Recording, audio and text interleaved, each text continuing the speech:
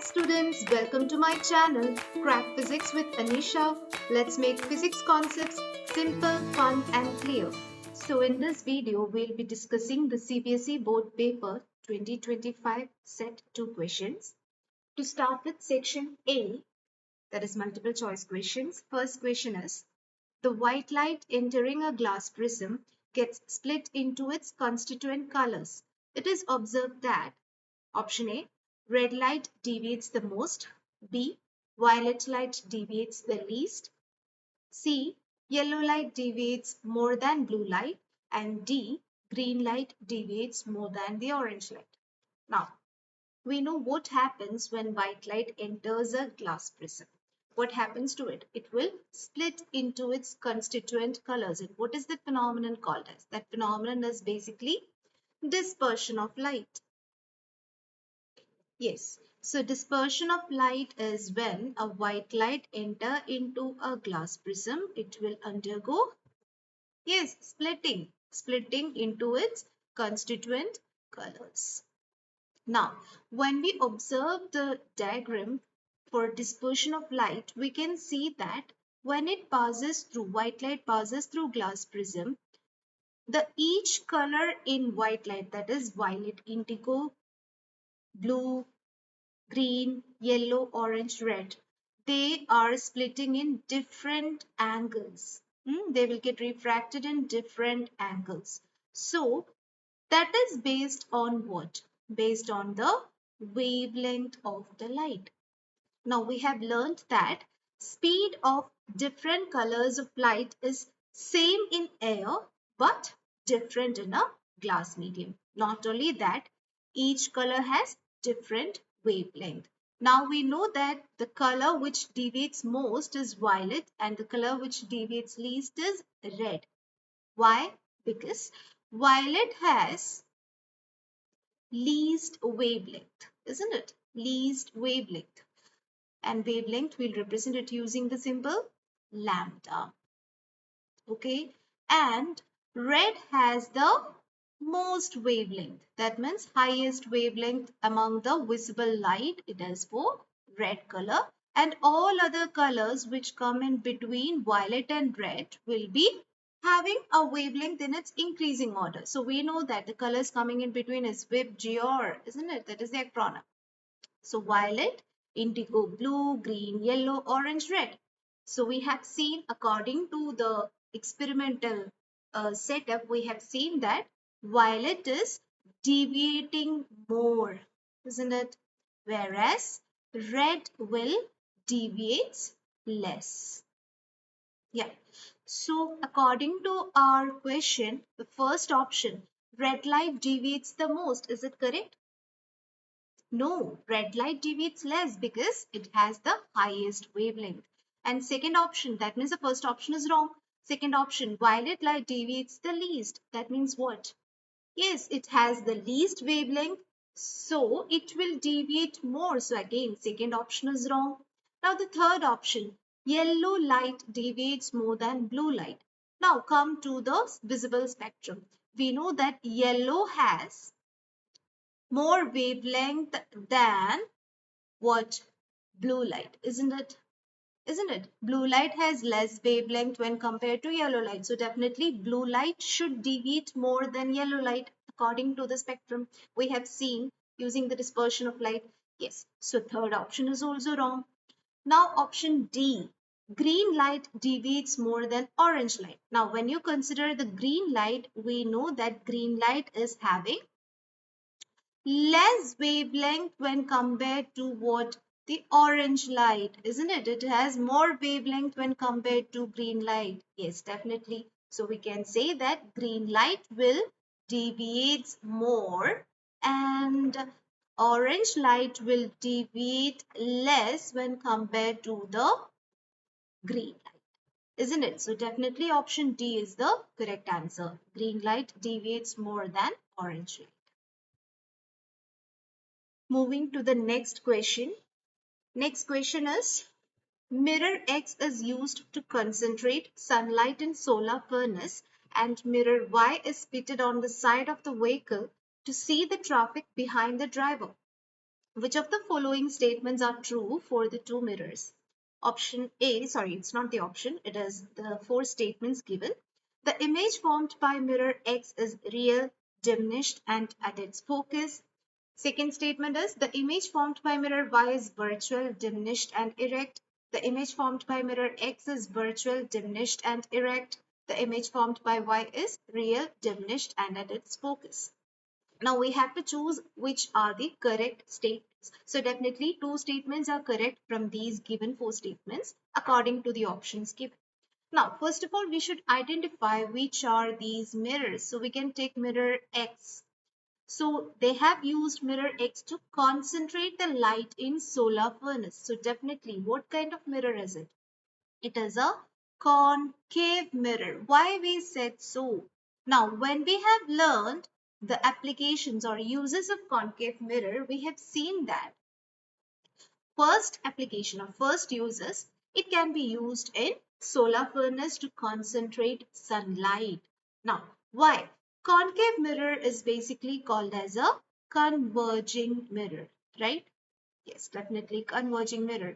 Now, converging mirror means it can converge the light rays to a particular point which is called as its focus. Correct? Now, in solar furnace, which is used in industrial purposes, we need more heat energy, more temperature. So for that, we use sunlight. Using a concave mirror, we can concentrate maximum number of sunlight to a particular point to the focus of the concave mirror, and so that what happens, definitely more sunlight means more heat, isn't it? More temperature can be used.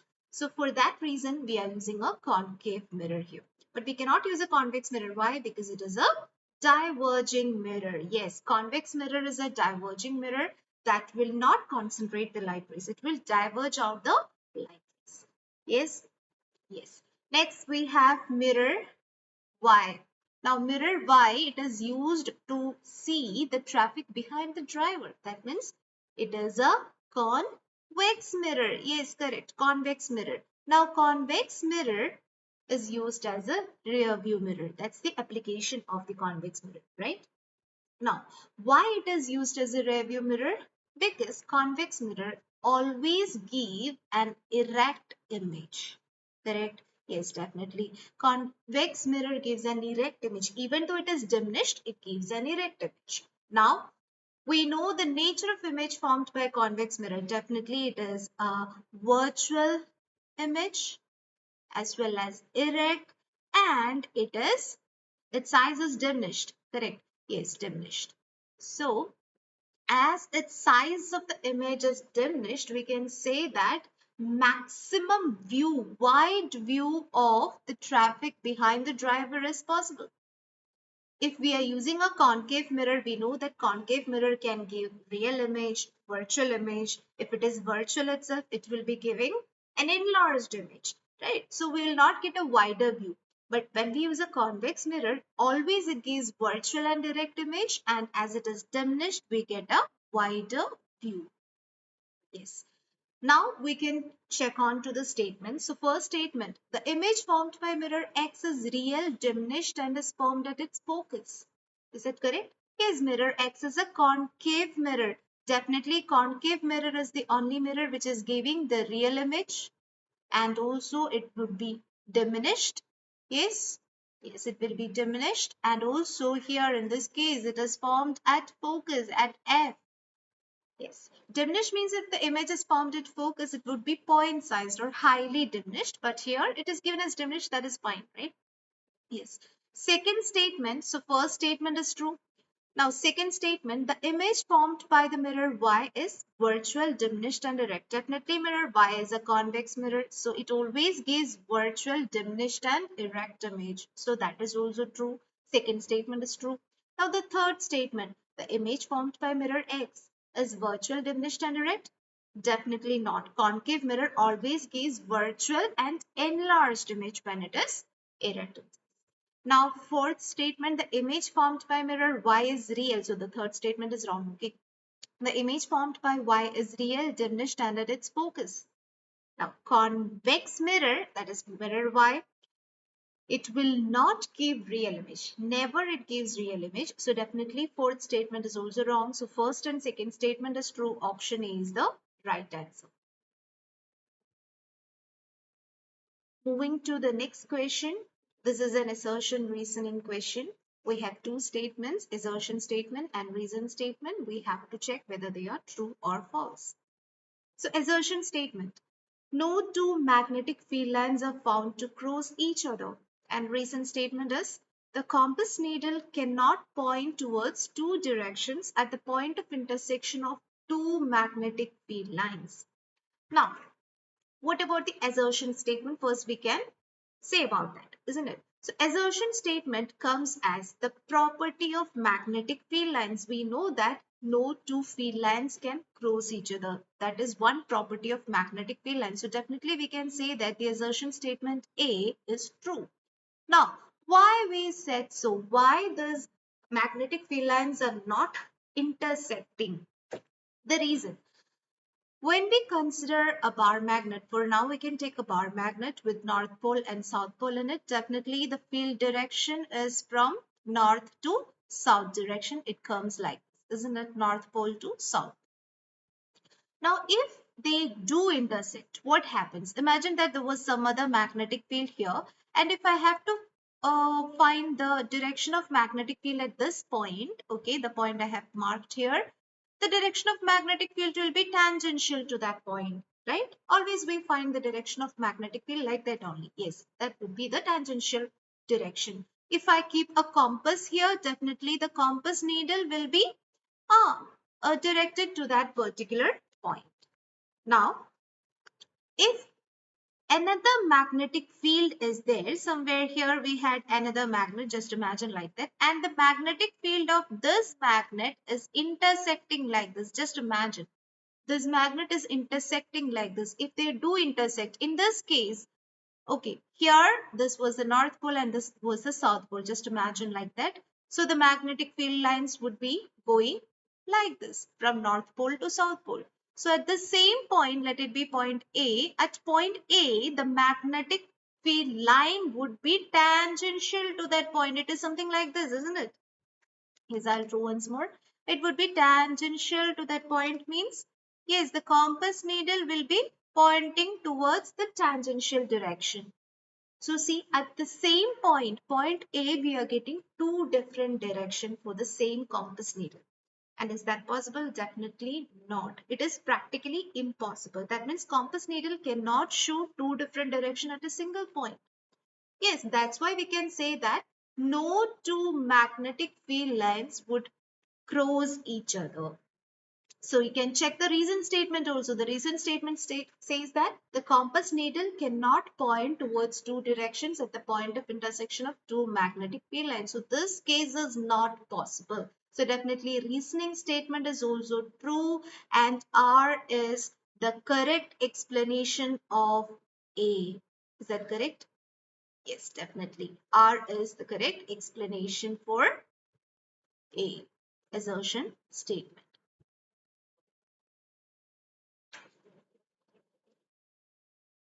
Now we'll start with section B, and section B first question is, consider the following circuits. Three different circuits are given there.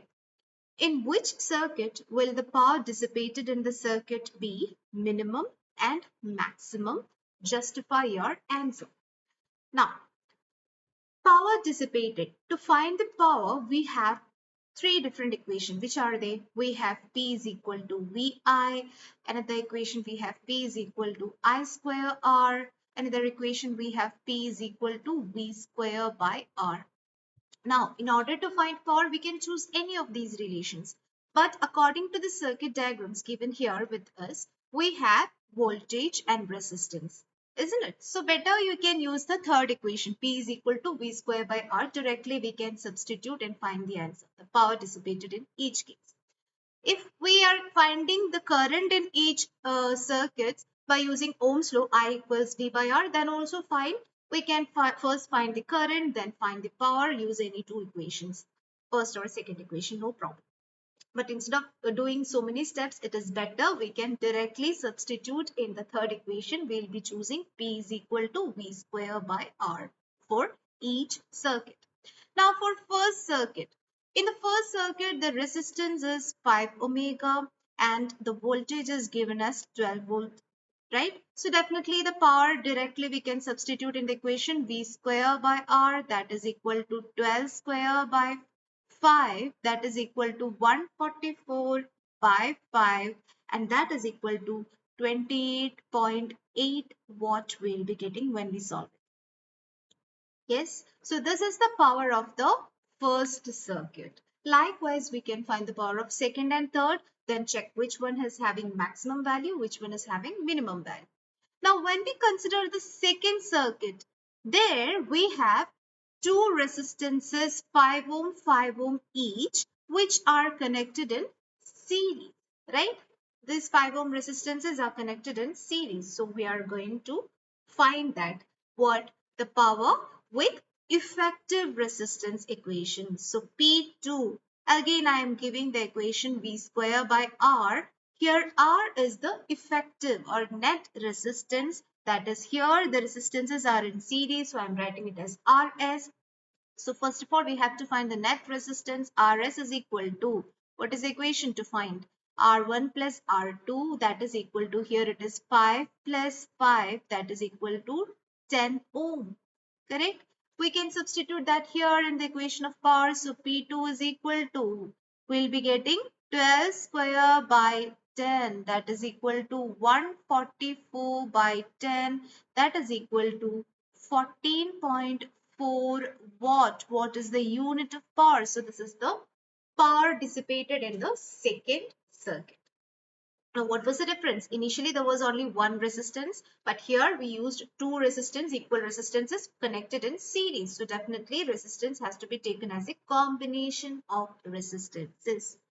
In third case, we have again two resistances, 5 omega and 5 omega connected parallel to each other. So, when we consider the power equation, we have to take V square by R itself, but resistance should be the effective resistance as they are connected in parallel and taking it as RP. So what is RP? RP is equal to, yes, general equation was 1 by RP is equal to R1 by R1. Yes, plus 1 by R2, as there are only two resistances. When you take the reciprocal, you will be getting R1, R2 by R1 plus R2. If you have any doubt, you can just cross multiply and find it. So RP is equal to R1, R2 by R1 plus R2. So what is R1 and R2? That is 5 into 5 by 5 plus 5. That is equal to 25 by 10, and that is 2.5 omega. Yes, 2.5 omega. I'm substituting that here in the equation of power. So power is equal to, we get 12 square by 2.5, and that is again 144 by 2.5, and that is equal to 57.6 watts, right? Yes. So here, when we observe the power dissipated here in each case, we can see that in third circuit or figure 3, the power dissipated is maximum. Why? Because we got 57.6 watt there. But in what second circuit, the power dissipated is minimum. Why? Because we got only 14.4 watt there, less than the one when we used only one single resistance, the first circuit. There we got 28.8 watt, but in series connection we got only 14.4 watt power dissipated. Yes. So from these three relations, these three calculations, we can say that third circuit gives maximum power and second circuit has minimum power. And why we can say so? According to the relation P is equal to V square by R, we can say V is constant here in all the cases, but the resistance is changing because in first case there was only one resistance, in second case two resistance in series, and in third case two resistance in parallel. So the effective resistance will change. So power is inversely proportional to the resistance, isn't it? Power is inversely proportional to resistance, very important. So as the resistance value increases, we can say that power will be reduced. So in series connection, we could say that the resistance value was higher when compared to all other cases. There was 10 omega, that's why its power is very less. But in parallel, the resistance value was very less, that is 2.5 omega only. So we got maximum power. So this is the relation due to which we arrived at this conclusion. Next question is given like this. Two lamps rated 100 watt 220 volt and 60 watt 220 volt are connected in parallel to electric main supply of 220 volt. Find the current drawn by the two lamps from the supply. Now, what are the data is given? Whenever you are given with some kind of numericals, you take down the data and write. So first lamp, its power is given, we can take it as P1, that is 100 watt, and it works with a voltage of 220 volt. And the power of the second lamp is given by 60 watt. It also works with the same voltage. So voltage for both the lamp is same, 220 volt. What we have to find? We have to find the current drawn by the two lamps from the supply. That means the total current in the circuit. Current drawn by the two lamps together means what? The total current in the circuit we have to find, isn't it? So how we can find the total current in the circuit? Definitely, according to Ohm's law equation, we could have written I is equal to V by R, where R is the effective resistance of the circuit. Now it is given that these two lamps are connected parallel to each other. So effective resistance, you should take the equation for parallel combination. RP, right? RP. That equation you should take. What is it? It is, as it is two lamps, we could write R1 R2 by R1 plus R2. Yes? Yes, that is it. This is the equation for effective resistance. Yes. This is one method. So anyways, we have to find the resistance of these two lamps. Now, the power is given, the voltage is given at which they work. So definitely we can find the resistance of them because we know the relation for power. Power is equal to, what are the relation? VI we know, power is equal to I square, R we know, another relation, power is equal to V square by R.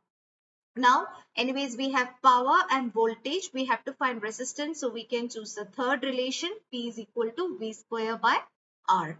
So we can write what is R. R is equal to V square by P. So if we have to find the resistance of first lamp, R1 is equal to V square by P1 because voltage is same for parallel connection, right? Only current is different. So we can write it as 220 square by 100 for first lamp, that is equal to 220 square means yes, 220 square by 100, it would be 484 omega when we solve it.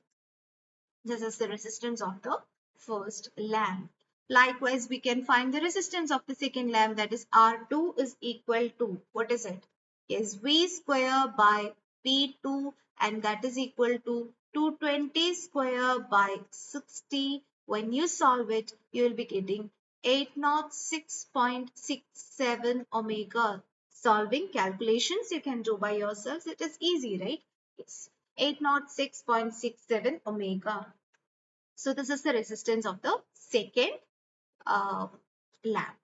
Now what you can do, you can find the effective resistance. Yes, RP. RP is equal to, substitute in the relation R1 R2, 484 into 806.67 by 484 plus 806.67. Now this multiplication is too long. I know that. I'll give another simple method to solve it. For now, we'll be getting our P as, yes. So this is the value when you do the multiplication, the whole thing, and finally you will be getting 302.5 omega as the effective resistance. Yes, I know it is a long calculation, so I'll give another simple method to solve it. But now, yes, see, we have find I, V by I is equal to V by R, so we can write it as 220 by 302.5. Again, when you solve it, you will be getting 0.727 omega. Yes. Oh, sorry, it's not omega, it is ampere. It's current, right? Yes, you can give ampere. So this is the current flowing through the circuit or the current drawn from the two lamps. Now, as this multiplication, this effective resistance calculation is too long, we have one more method to solve it. And that method is, I'll use another ring so it would be easy for you to find.